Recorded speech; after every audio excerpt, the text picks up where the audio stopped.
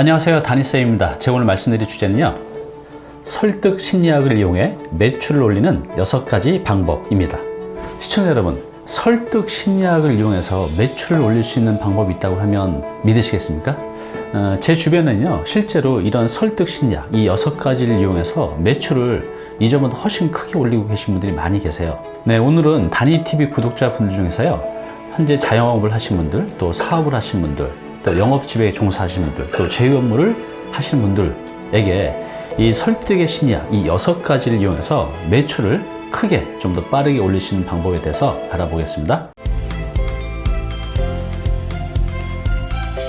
네, 첫 번째는요, 상호성의 법칙입니다. 자, 이게 뭐냐면 내가 누군가로부터 무엇을 받으면 나도 그만큼은 주어야겠다는 그런 심리거든요. 우리 이런 말이 있죠. give and take. 또 우리 속담에도 이런 게 있어요. 가는 말이 고와야 오는 말이 곱다. 가는 정이 있어야 오는 정이 있다. 이런 속담들이 있죠. 이것도 바로 다 상호성의 법칙을 말하는 건데요. 이와 관련해서 미국에서 실험을 했다고 해요. 미국에서는 이런 팁이라는 제도가 아주 잘 돼 있잖아요. 그래서 이제 이런 테스트를 해봤다 합니다. 웨이터한테 계산하기 직전에 사탕을 하나 드렸다고 해요. 계산서와 함께. 그랬더니 무려 팁이 3% 정도 상승을 했다고 합니다. 또 사탕을 2개를 줘봤대요. 그랬더니 팁이 무려 14%가 올라갔다고 합니다. 자, 그리고 이번엔 또 사탕 2개를 드리면서 손님에게 손님 참 인상이 좋으십니다 라고 이제 칭찬을 했더니 무려 팁이 23%까지 올라갔다고 해요. 이게 바로 다 이제 상호성의 법칙이죠. 호의 또 칭찬을 받게 되면 사람들은 그거에 대한 약간의 그 부담 때문에 나도 뭔가 이 사람한테 해줘야겠다는 이런 이제 생각이 든다는 거죠. 얼마 전에 그 상담을 오신 분이 계셨는데요. 이분도 이제 50대 여성인데 약재상을 하시는 분이에요. 한약 약재상.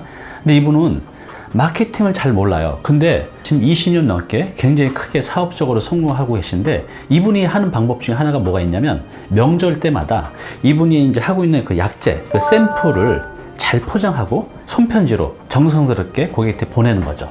그러면 그 받은 분들 중에 이제 일부가 샘플을 보고 또 손편지를 보고 주문을 하는 것들이 아주 그냥 2배, 3배 늘어간다고 합니다. 그래서 이분은 이렇게 명절 때마다 또 생일 때마다 아주 크게 효과를 보고 있다고 해요. 우리 현실에서도 이게 많이 적용이 되고 있어요. 예를 들어서 여러분들이 이게 재래시장 가면 손님 맛이나 보고 가세요 라고 하죠. 그러면 이제 맛을 보면 이것도 부담이거든요. 그래서 이제 또 사게 되죠. 또 아니면 이제 시장 같은 데 가면 손님 이거 한번 입어나 보고 가세요. 돈 안 받을게요. 근데 참 잘 어울린다 이렇게 칭찬을 받으면 어떻게 되죠? 뭐 다는 아니지만 그렇게 됐을 때 사게 되는 분들이 많이 있죠. 이게 모두 이 상호성의 법칙이라는 심리 때문입니다. 그러면 이런 것들을 우리가 어떻게 적용할 수가 있을까요? 여러분들의 사업에 또 일에 영업에 방금 말씀드린 이 사례를 여러분들한테 이제 적용하시면 될 것 같아요. 먼저 상대방한테 호의를 베푼다든가, 진심이 어린 칭찬을 한다든가, 아니면 이렇게 이제 샘플을 제공한다든가, 이렇게 약간의 마음의 빚을 지게 되면 상대방은 그걸 갚으려고 구매로 이어지는 확률이 더 높다는 거죠. 한번 적용해 보시기 바랍니다. 네, 설득 심리학을 이용해서 매출을 올릴 수 있는 이제 2번째 방법은요, 일관성의 법칙입니다. 일관성의 법칙. 네, 이것은 뭐냐면 내가 스스로 선택하고 결정한 것에 대해서는 꾸준히 하려는 이제 심리를 말합니다. 즉, 과거에 내가 했던 발언, 또 내가 했던 행동들에 대해서 일관성을 유지하려고 하는 것들이 우리 인간의 이제 심리라는 거죠. 요것을 이용하는 겁니다. 제가 지금 헬스를 다니고 있는데요. 저는 이제 PT를 받아요. 개인 1대1로. 근데 이제 예약자입니다. 며칠 날 몇 시에 하겠다. 그런데 이렇게 예약을 해놓은 고객들이 예약이 많이 나와서 이분이 이제 고민이 굉장히 많았어요. 그래서 제가 한 가지 방법을 알려드렸어요. 손님 오면 가기 전에 며칠 날 몇 시에 오겠다는 그 예약을 스스로 쓰고 사인을 하게 한 겁니다. 단 하나의 행동일 뿐인데 예약 취소율이 20%가 줄었다는 거죠. 뭐죠? 고객 스스로 쓰고 사인하게 되면 일관성의 법칙 때문에 내가 이걸 지키려는 노력을 더 많이 한다는 겁니다. 여러분들의 사업에서도 적용할 수가 있어요. 네, 우리 병원에서도 이거 진료 예약을 하잖아요. 근데 어때요? 여러분도 그 진료 예약을 연기하거나 또 안 가는 경우도 간혹 있죠. 네, 저도 그렇습니다. 그래서 이제 병원들이 이런 것들에 이제 고민이 되게 많아요. 그래서 외국에 어떤 병원에서 진료 예약을 어떻게 하면 줄일 수 있을까 고민하다가 이 방법을 썼다고 합니다. 어떻게 했냐면요, 고객한테 물어보는 거예요. 진료 예약을 바꾸려면 사전에 저희 병원에 연락을 주시겠습니까? 라고 질문하고, 그럼 이제 고객이 네, 그렇게 대답을 할 거 아니에요. 이 한 번의 질문이 또 이 한 번의 대답이 진료 취소율을 무려 30% 정도까지 줄였다고 합니다. 아주 간단하죠. 사람들은 자신이 대답한 거에 대해서 과거에 했던 행동이나 발언에 대해서 지키려는 그런 일관성의 법칙이라는 그런 심리가 있거든요. 이것을 이제 이용한 거죠. 이것은요, 이 아이들한테도 적용할 수가 있습니다. 예를 들어서 이 아이가 말을 잘 안 들어요. 엄마 말을. 그러면 이제 이렇게 하는 겁니다.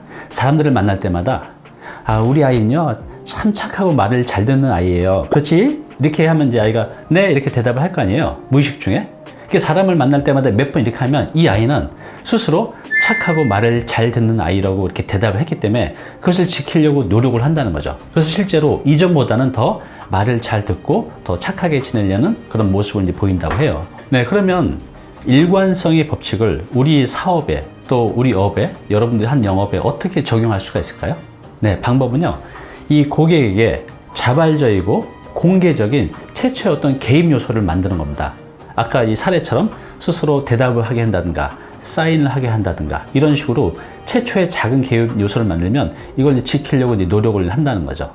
네, 이런 일관성의 법칙은 이렇게도 적용이 가능해요. 사람은요, 내가 이제 긍정의 대답을 하면 이 긍정의 패턴을 유지하려는 일관성도 있다고 해요. 예를 들어서 이제 이렇게 하는 거죠. 고객님 오늘 참 날씨가 좋죠? 그럼 고객 예 그러죠. 그러면 예를 들어서 이제 이분이 2시쯤 왔으면 점심 식사를 하셨을 거 아니에요. 점심은 드셨나요? 그러면 네 그렇죠. 이렇게 긍정의 예라는 대답을 몇 번 하게 되면요, 내가 뭔가 이제 제안할 때 예로 이어질 긍정의 대답이 나올 확률이 커진다는 거죠. 이것도 이제 일관성의 법칙 중에 하나입니다. 그래서 여러분들의 업에 또 영업에 이런 일관성의 법칙을 오늘 예처럼 적절히 적용한다고 하면 이전보다 매출을 크게 더 올릴 수가 있습니다. 설득 심리학을 이용해 매출을 올린 6가지 방법에 대해서 오늘 이제 2가지를 이제 말씀을 드렸어요. 자, 오늘 1분 여기까지고요. 2부에서는 설득 심리학을 이용해서 매출을 올릴 수 있는 방법 6가지 중에 남은 4가지 대해서 말씀드리도록 하겠습니다. 네, 오늘 정보 도움이 좀 되셨나요? 앞으로 이런 정보 계속 받아보실 분은요, 여기 구독 부탁드리고요. 그 다음에 오른쪽은 제가 추천하는 영상입니다. 꼭 한번 보시기 바랍니다.